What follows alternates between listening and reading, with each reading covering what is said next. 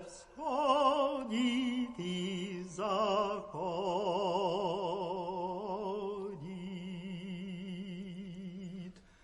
А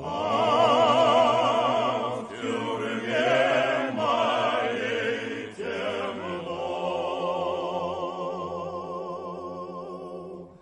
ни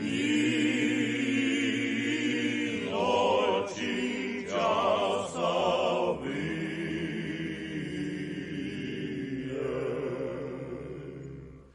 Да,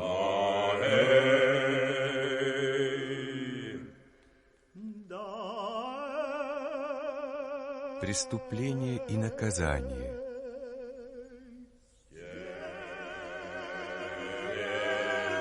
Этот рассказ был написан в 1865 году Федором Михайловичем Достоевским. Как хотите, стерегите.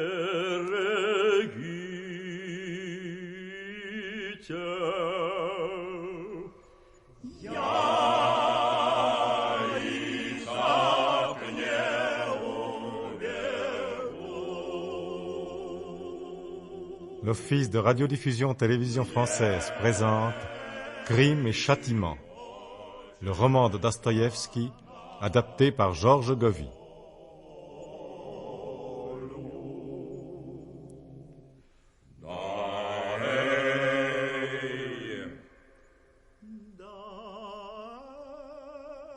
Les 10 chapitres de cette adaptation vous sont présentés avec la distribution suivante: Porfir Petrovitch, Julien Berthaud, Raskolnikov, Jean-Pierre Joris, Marmeladov, Henri Crémieux, Alona Ivanovna, Germaine Kerjean, Katerina Marmeladova, Lili Sioux, Sonia Marmeladova, Nita Klein, Pulcheria Raskolnikova, Jacqueline Moran, Dounia, Nathalie Nerval et Razumchin, Roger Brett, Ilya Petrovitch, Jean Péméja, Nicodim Fomitch, Pierre Garin, Piotr Lougine, Henri Poirier, Lebeziatnikov, Pierre Constant, Zazimov, Jean Brassat.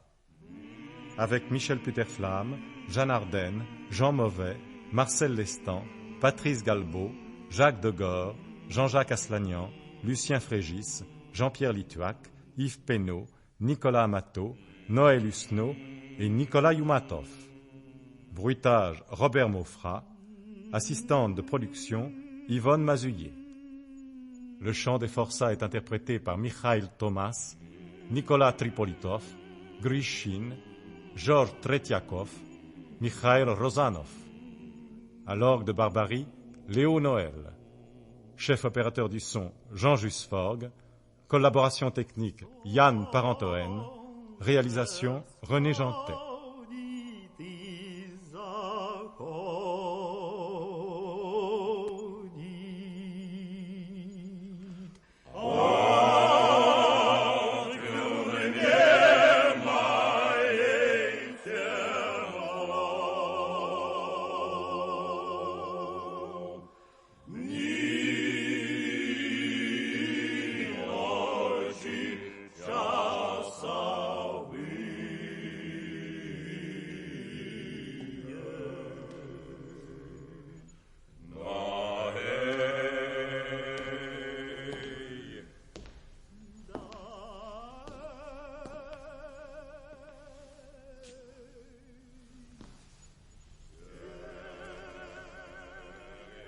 Ce chant m'obsède. La première fois que je l'ai entendu, c'était aux abords de la prison centrale. Les bagnards qui le chantaient partaient pour la Sibérie. Avec leurs têtes rasées et leurs chaînes aux pieds, ils avaient l'air si misérables. Leur chant était si triste que j'en ai été, sur le coup, bouleversé.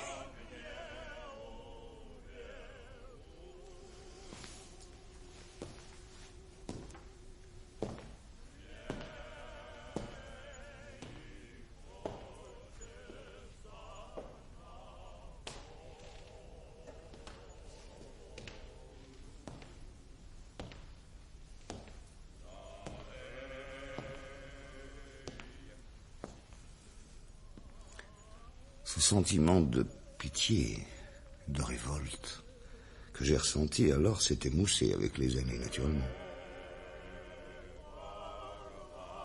N'empêche que, lorsque j'entends ce chant de bagnard, je frissonne.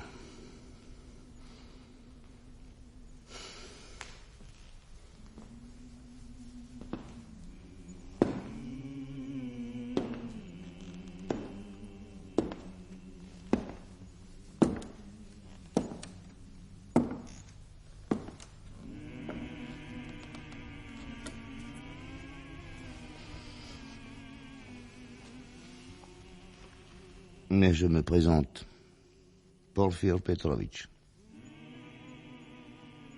Mon nom ne vous dit rien? Vraiment pas? Soit. Je précise, Porfir Petrovitch, juge d'instruction auprès du tribunal criminel de Saint-Pétersbourg. Ah, maintenant vous y êtes. Et vous cherchez sans doute à vous faire une image plus complète de moi. Je vais vous aider. Je suis d'une taille légèrement au-dessus de la moyenne.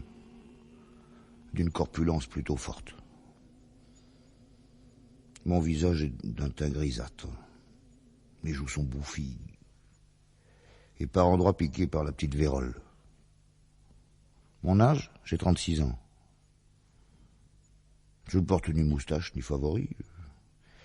Et j'évite de regarder un inculpé en face, car mes yeux presque dépourvus de cils se mettent immédiatement à clignoter. Enfin bref, je n'aime pas mon aspect physique. Il m'irrite même. M'humilie. Pourquoi? Parce que je pense qu'avec un physique pareil, il est difficile de prétendre avoir disons des sentiments nobles, élevés. Et moins encore de la pénétration d'esprit. Et cependant, c'est bien moi. Ce lourdeau de Porfir Petrovitch, comme m'appellent mes honorables confrères, qui a élucidé la ténébreuse affaire du marché au foin et l'assassinat de la vieille usurière Alona Ivanovna et de sa sœur Elisabeth. Et c'est encore moi qui ai confondu son auteur alors que la police ne pouvait me fournir la moindre preuve de sa culpabilité. En vérité, c'était un crime parfait. Vous avez bien entendu? Oui, parfait. Cet adjectif, accolé au mot crime, fera fortune plus tard. Mais voilà comment les choses se sont déroulées. Tiens, tu es debout? Pourquoi cet étonnement, mon brave Razumkin? Pourquoi? Mais parce que cela fait 3 jours que tu ne bouges pas de ton lit. En effet. Vois-tu, pendant ces 3 jours, j'ai médité sur les rapports qui se sont établis entre moi et le monde extérieur. Ah, très bien. Et à quoi t'a mené cette longue méditation? En vérité, à peu de choses. Je l'aurais parié. Les méditations et autres bêtises de ce genre ne sont d'aucun secours à l'homme. Elles l'accablent seulement. Écoute, Raskolnikov. Je suis ton ami. Et c'est uniquement mon attachement pour toi Abrège. C'est bon, ne te fâche pas. Ces derniers temps, tu es devenu si susceptible que la moindre observation te met hors de toi. Et toi, tu meurs d'envie de m'en faire une. Plusieurs, peut-être. Non. Te donner un conseil, simplement. Lequel? D'abandonner tes nuées et de descendre sur notre bonne terre. Autrement dit, tu me suggères de reprendre les cours à l'université et de me remettre à donner des leçons aux fils des marchands, n'est-ce pas? C'est exactement cela. Et si ton orgueil t'empêche de chercher des élèves, je le ferai à ta place. Je ne veux pas de cette existence médiocre. En quoi celle que tu mènes à présent est-elle plus riche ou plus élevée? Tu ne te bats pour aucun idéal. Tu ne fréquentes personne. Tu croupis dans un réduit dégoûtant. Ah, regarde. Tes vêtements sont déchirés de vraies guenilles. Assez, cela suffit, Razumkin. Tu m'as dit ce que tu avais à me dire, maintenant va-t'en et laisse-moi seul. Je ne t'ai pas dit tout ce que je voulais te dire. Tu n'as plus un copec. Tu t'es endetté jusqu'au cou. Tu ne paies plus ton loyer depuis 1 an. Et de peur de rencontrer ta logeuse, qui ne manquera pas de te réclamer de l'argent, tu ne sors qu'à la tombée de la nuit, sur la pointe des pieds, comme un voleur. Tu as raison. J'appréhende de me trouver face à face avec cette grosse Allemande. Je n'ai plus la patience d'écouter ses gémissements et ses menaces perpétuelles.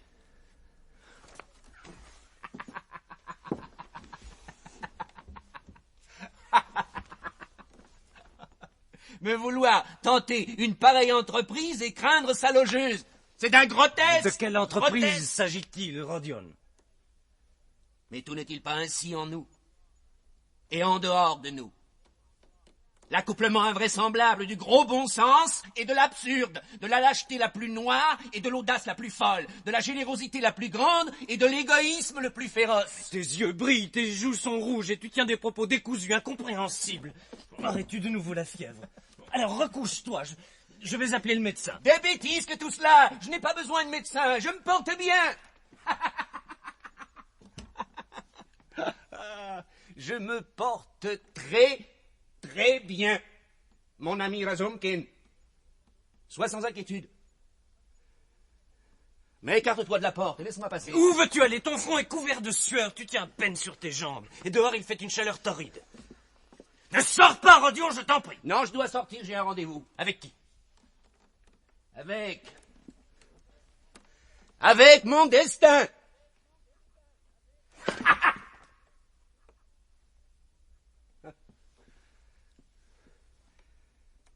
Pourquoi me regardes-tu ainsi?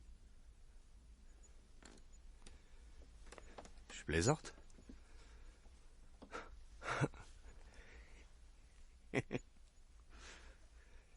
Mais écarte-toi de la porte, mon Dieu. Mais si tu dois absolument voir quelqu'un, permets-moi de t'accompagner. Maintenant, tu commences à m'ennuyer sérieusement. Va-t'en, on reste ici, mais fiche-moi la paix.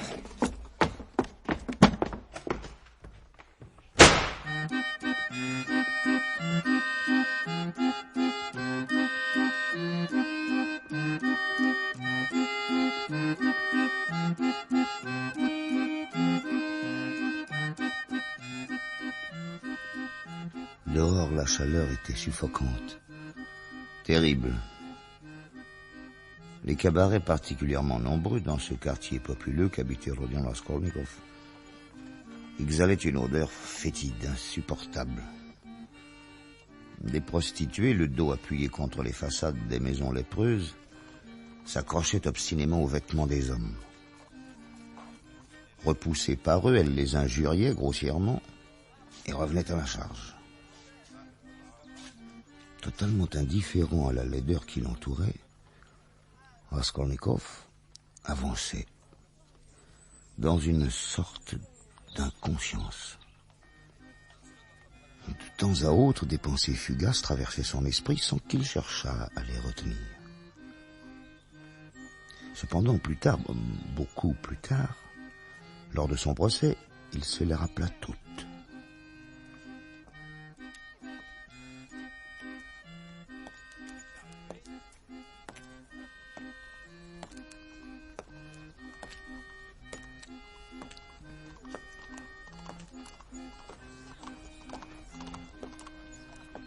Vouloir n'engendre pas nécessairement en nous le besoin d'agir. Au contraire. Dans bien des cas, vouloir suscite en nous une telle émotion qui nous détourne de l'action. Il nous retient dans les limites étroites de l'expectative. Exemple, nous désirons quelque chose qui se trouve à notre portée et cependant, nous ne refermons pas la main sur ce quelque chose. Par lâcheté. Souvent.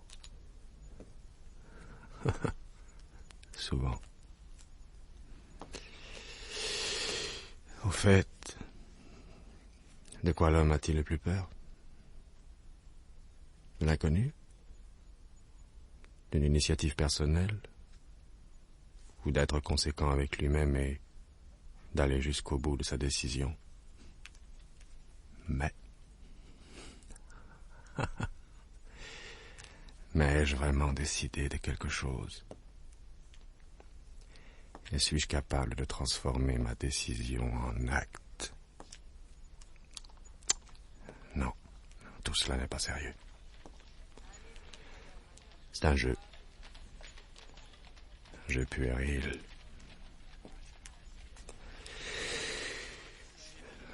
Je me pavane devant moi-même.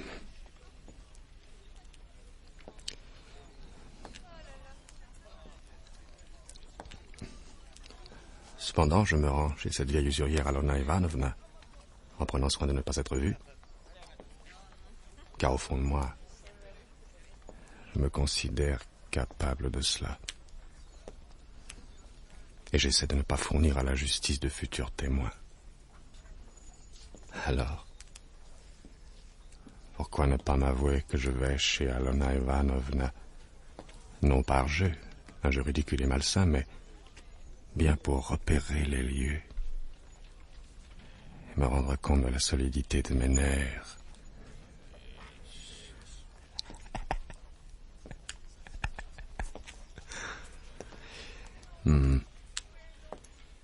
Il s'agit donc d'une répétition. Oui, c'est cela. La répétition d'une scène qui me fascine. Qui me fascine.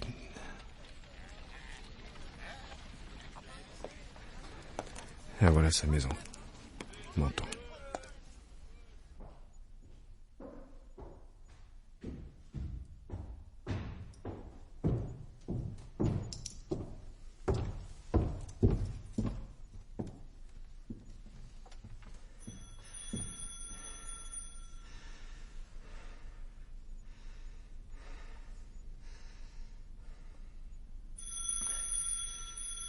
Qui est là? C'est moi, Raskolnikov. Ouvrez. Attends, petit père. Oh, il y en a des Raskolnikov à Saint-Pétersbourg. Quel Raskolnikov es-tu? Rodion Raskolnikov, étudiant. Vous ne vous souvenez pas de moi? Oh, je devais me souvenir de tous les gens qui passent chez moi, tu sais. mais voyons, Alona Ivanovna, vous me connaissez bien, vous me connaissez bien. Peut-être. Ma mémoire faiblit. Oh, mais on n'a pas idée de venir chez une pauvre vieille femme comme moi après la tombée de la nuit. Non, Mais- enfin, je vais t'ouvrir. Hein. Je vais prendre mes clés. Voilà.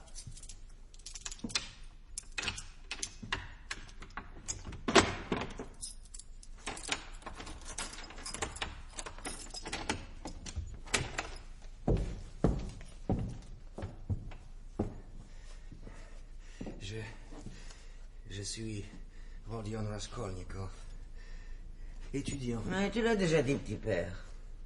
Ah, maintenant, en te regardant, je me souviens très bien de toi.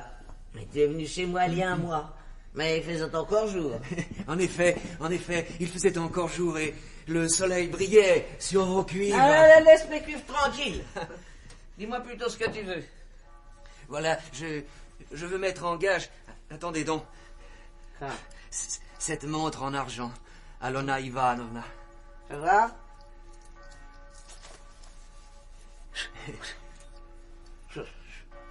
Ça vaut rien. Comment ça ne vaut rien? Mais c'est une montre en argent et elle marche. L'autre jour, tu m'as apporté une bague.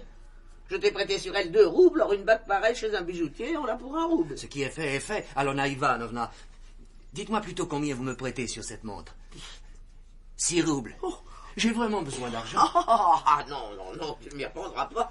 1 rouble 50, pas un copec de plus. Comment 1 rouble 50? Mais ce n'est plus de l'usure que vous pratiquez. Vous me volez, oui, vous me dépouillez purement et simplement. Non, alors ne te laisse pas dépouiller, mon petit père. Allez, reprends ta montre, de rien du tout, et porte-la ailleurs. Mais ne vous fâchez pas. Honorez Alona Ivanovna. Je ne voulais pas vous offenser. Donnez-moi 3 roubles, allez. Non. 2 roubles. Non et non. C'est bon. Alors, 1 rouble 50. Non, reste ici. Je vais chercher l'argent dans la salle à manger. Non, reste ici, te dis. Alona Ivanovna. Non, j'ai pas besoin de toi. Allez, reste ici.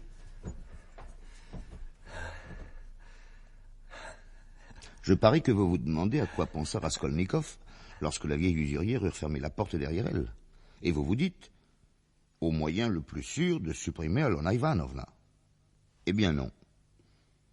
Raskolnikov, oubliant le but de sa visite et la vieille usurière, se mit, tout à coup, à penser à Tania. Oui, sa petite compagne, avec laquelle il avait si longtemps partagé les peines et les joies de ses jeunes années.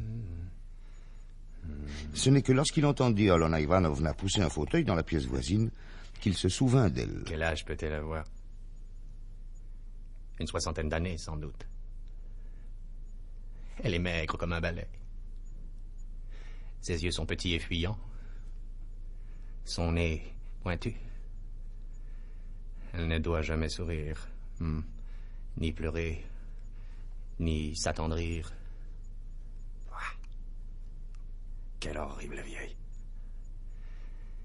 Que pourrait-elle dire pour justifier son existence? Rien.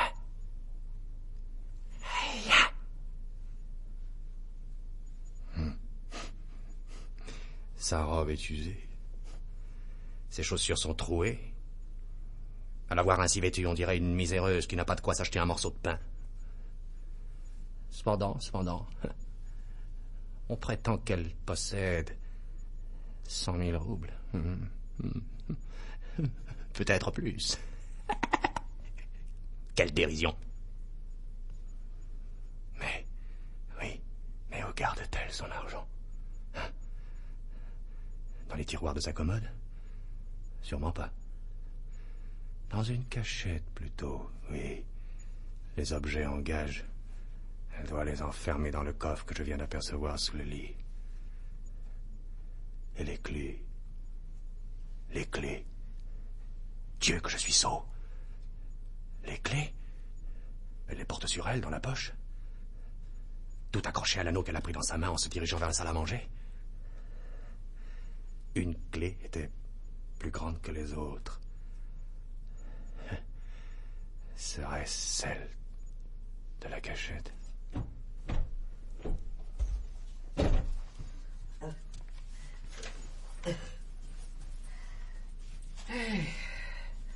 Voilà, petit père. Compte toi-même. Mais comment? Cela fait 1 rouble 20 kopecks maintenant. Mais tout à l'heure, vous m'avez dit vous-même 1 rouble 50 kopecks. C'est juste. Alors? Alors je te prête toujours 1 rouble 50 sur la montre. Seulement je retire de cette somme l'intérêt. Mais compte, monsieur l'étudiant. À 10 kopecks le rouble, ça fait 15 pour 1 mois. Et pour 2 mois, 30 kopecks. Bon. Ah, un de ces jours, je vous apporterai encore un objet. Un étui à cigarette. Une pièce unique. En or? Oui, en or. Je vous l'apporterai dès que mon ami, un étudiant également, me l'aura rendu. Bon. Combien d'argent pensez-vous pouvoir m'avancer sur lui? Je te le dirai quand je verrai cette pièce unique, petit père. Ah, bon. Eh bien, maintenant, je vais prendre congé de vous. Il se fait tard. Ah, vous êtes seul à la maison. Et votre sœur, elle n'habite plus avec vous. Qu'est-ce que tu lui veux, ma sœur? Oh, rien de spécial. Je demande cela par simple curiosité. Voilà, cette fois, je m'en vais. Au revoir, Alona Ivanovna. Va. Au revoir.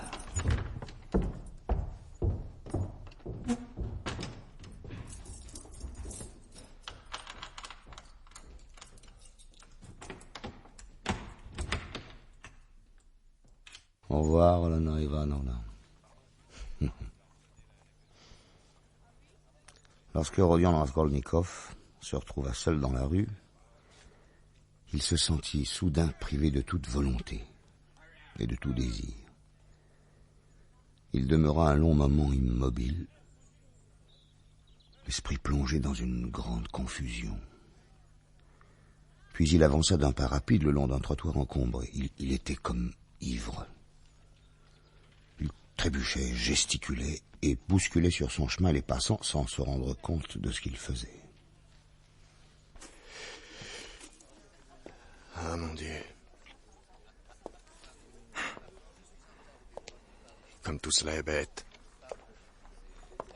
Et surtout dégoûtant. Est-il vraiment possible que j'envisage froidement de supprimer cette vieille usurière? Non. Je ne suis pas capable d'une telle bassesse.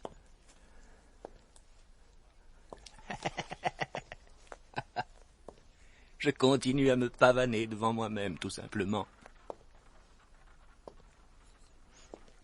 Mais après tout, au nom de quoi dois-je préserver cette vie sordide et même nuisible?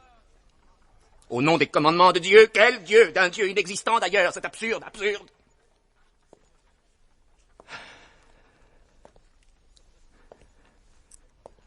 Au nom de la morale des hommes qu'ils piétinent à chaque pas? C'est ridicule. Je ne vais quand même pas me montrer prisonnier de conventions hypocrites. De tabous grossiers. Et puérils à la fois. Et cependant, j'hésite.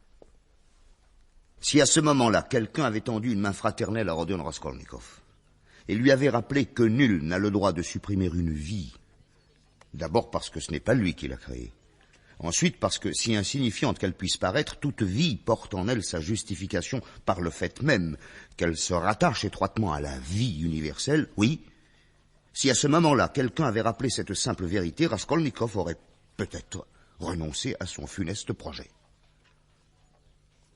Mais ce quelqu'un ne se présenta pas. Et Raskolnikov, cherchant à tromper l'angoisse qui serrait son cœur, pénétra dans un de ces nombreux cabarets de la rue. Et là, pour son malheur, il fit connaissance de Marmeladov.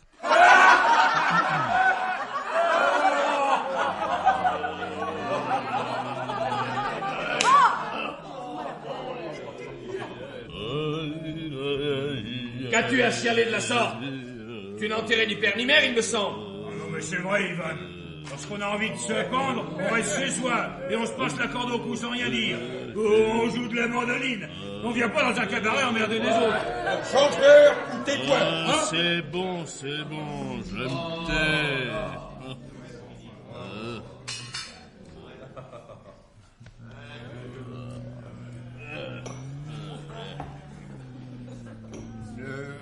Méprenez pas, surtout sur le compte de ces gens, monsieur. Sous leur langage grossier, sous leur apparence de brutes, ils cachent ce qui fait des hommes. Les hommes. La dignité. Oui, la dignité. Puis-je vous demander votre nom, monsieur? Raskolnikov. Rodion Raskolnikov. Moi, je m'appelle Marmeladov, conseiller honoraire. Bien que vous soyez mal rasé, que votre mise laisse, pour ainsi dire, à désirer, je ne crois pas me tromper en reconnaissant en vous un représentant authentique de notre intelligence. Vous êtes étudiant, sans doute? J'ai cessé de fréquenter l'université, en effet. C'est ce que je pensais. Vous permettez que je m'assoie à côté de vous? Je vous en prie. Merci. Un petit verre d'alcool? Non, merci, je ne bois pas. Hein? Vous avez sans doute d'autres stimulants. Ben, ça ne fait rien. Je boirai seul. À votre santé. Monsieur, la pauvreté n'est pas une tare. Non, mais la misère, elle, en est une. Comment cela? Voyez-vous, dans la pauvreté, vous pouvez encore conserver une certaine noblesse de cœur, mais dans la misère, non. C'est peut-être pour ça que, lorsque la société vous voit dans la misère, elle vous chasse à grands coups de bâton. Et c'est juste! Non, non, c'est faux, je regrette. La société est la première responsable de la déchéance de ses membres. Ah, vous croyez? Après tout, c'est possible. Avez-vous déjà passé la nuit sur la Névade dans les barques à foin? Non. Mais pourquoi cette question? Eh bien, c'est la 5e nuit que j'y dors. Regardez-moi ce feignant, bonne chance. Si tu passes tes nuits sur la Neva, c'est que ça te plaît. Autrement, le matin, tu te rendrais tranquillement dans ton ministère et le soir, tu rentrerais aussi tranquillement chez toi. Voyez-vous, monsieur Raskolnikov, ce qui me reste de fierté m'empêche de répondre à ce grossier personnage. D'ailleurs, ignorant qu'il est, il ne comprendrait rien à mes explications. Oh, mais vous, homme instruit, je vais vous dire pourquoi j'ai déserté le ministère. À votre santé. C'est par humilité, monsieur. Étant resté au même échelon pendant 10 ans, j'ai fini par croire que je n'étais bon à rien. Tout autre aurait attribué cet état de choses à l'injustice de ses chefs, pas moi. Car le trait essentiel de mon caractère, je vous le répète, monsieur, c'est l'humilité. Il n'y a pas de quoi se glorifier, monsieur Marmeladov. L'humilité est plus méprisable que l'orgueil. Oh, je ne suis pas de votre avis. Passons. Ayant abandonné les bureaux, je me suis retrouvé tout naturellement au cabaret. Et j'ai commencé à boire. Savez-vous, monsieur Raskolnikov, que cet hiver, pour me procurer de la vodka, j'ai vendu le manteau, les chaussures et même les bas de ma femme, Catherine Ivanovna. Une vraie dame, elle. Oh, j'ai vu les corps. Catherine Ivanovna et Ftizik. Elle tousse à fendre l'âme. Elle crache le sang. Elle n'est pas habituée aux gros travaux. Cependant, elle s'efforce d'entretenir la maison et s'occupe de nos 3 petits-enfants. Mais pourquoi me racontez-vous cela? Vous devriez avoir un peu plus de pudeur. Pour que vous me disiez que je suis un cochon! Un cochon? Vous me paraissez plutôt être une victime de la... Ah non, cette histoire de victime, de bourreau ressassé depuis des siècles et reprise par chaque génération et d'une naïveté sans pareil.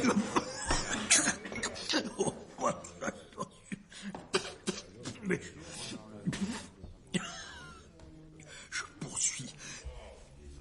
En dépit de mon ignominie, lorsque je vois Catherine Ivanovna se démener de la sorte et ruiner définitivement sa santé, je souffre, monsieur.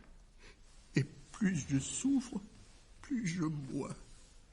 Non, comme vous pouvez le supposer, pour noyer ma souffrance, mais pour la rendre plus aiguë.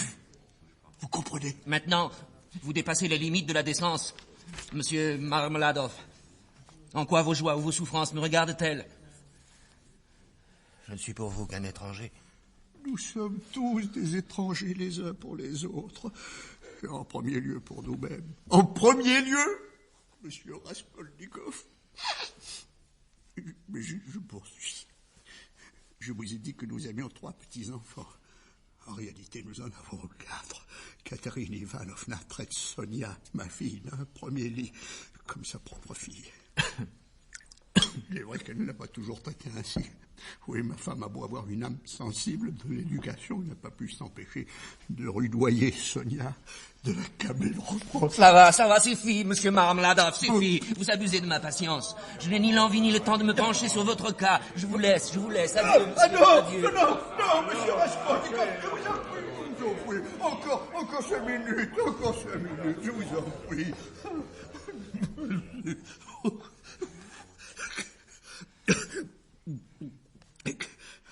Que reprocherait Katerina Ivanovna, ma femme, à Sonia, qui est la douceur même?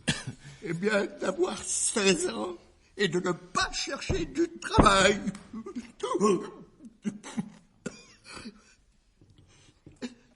À présent, je vous demande combien, selon vous, peut gagner par jour une jeune fille honnête, grâce à un travail honnête. Mais je ne sais pas. 50 kopecks. 1 rouble peut-être. Vous êtes bien généreux, monsieur Raskolnikov. Quel dommage que vous ne soyez pas un employeur. Sachez qu'une jeune fille honnête ne peut pas gagner plus de 15 kopecks par jour, même si elle travaille comme une esclave. 15 kopecks? Mais c'est ignoble. C'est ce que devait penser également ma femme, vu que son âme, comme je viens de vous le dire, est remplie de sentiments nobles et élevés. Elles n'ont pas poussé Sonia à prendre un travail honnête. Elle se contentait d'arpenter la chambre, de se tordre les bras. Mais un soir, rompant le silence, elle s'est placée bien en face de Sonia et lui a dit « Nous sommes dans une misère épouvantable. Nous n'avons rien à nous mettre sur le dos et les enfants meurent de faim. Mais toi, tu continues à vivre à nos crochets. Tu ne te soucies de rien. » Alors, Sonia est devenue pâle. Les larmes ont coulé sur ses joues. Est-ce que je dois vraiment me résoudre à telle demander? Et ma femme a répondu: Tu ne serais pas la première. Qu'est-ce que tu veux garder? Ta vertu? En voilà un trésor. Vous avez vanté les sentiments nobles, élevés de votre femme. Eh bien, permettez-moi de vous dire que votre femme est une mégère dégoûtante. Elle n'avait qu'à sortir dans la ruelle, au lieu d'y envoyer Sonia. N'accusez pas Katerina Ivanovna! Ne l'accusez pas, monsieur Raskolnikov. Elle n'a pas dit ça de sang-froid. Elle était désespérée. La phtisie, les menaces de notre logeuse, les pleurs des enfants qui n'ont pas vu une croûte de pain depuis 3 jours. Passons.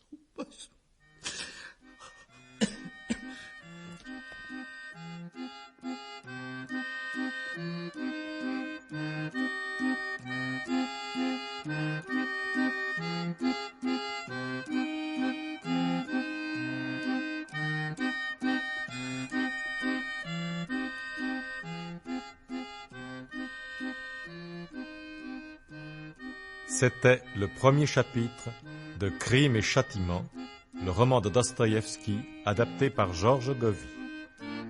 Avec Porfir Petrovitch, Julien Berthaud, Raskolnikov, Jean-Pierre Joris, Marmeladov, Henri Crémieux, et Razumchin, Roger Brett. À l'orgue de Barbarie, Léo Noël, chef opérateur du son Jean Jusfog, collaboration technique Yann Parentoen, réalisation René Jantet.